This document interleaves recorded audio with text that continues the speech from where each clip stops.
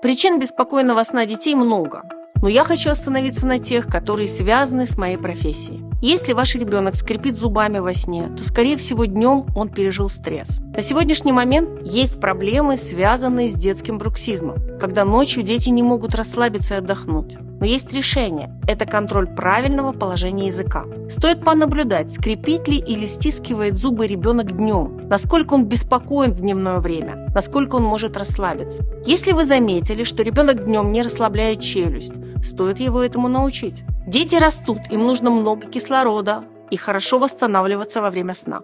А некрепкий сон ведет к тому, что ребенок будет плохо развиваться.